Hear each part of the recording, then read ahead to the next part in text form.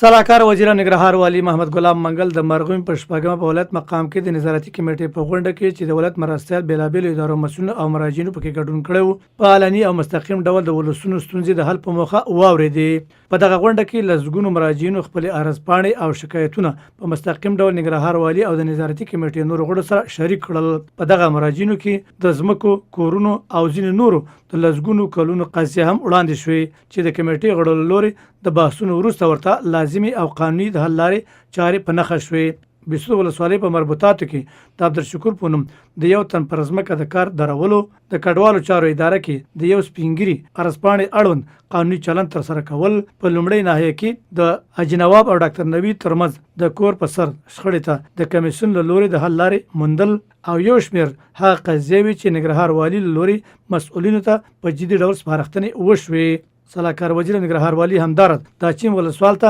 لارښوونه وکړه چې د محمد عالم په نوم د یو تن د ځمکې قضیې اړوند د سترې محکمې حکم عملي کړي. سلاکار وزیر ننګرهار والي محمد غلام منګل ولسونو ته ډاډ ورکړ چې د هرې دوشنبې په ورځ به د سکتوري، امنیتي، عدلي او قضایي ارګانو مسؤلینو سره یوځای د ولسونو ستونزې د حل په موخه په مستقیم ډول واوري. هغه همدارد د یادو ادارو مسؤلینو ته هم سپارښتنه وکړه چې په علني ډول په خپلو ادارو کې د ټولو کارکوونکو سره یوځای د ولسونو ستونزې واوري او په اړه یې ولایت مقام د اجراتو راپور ورکړي.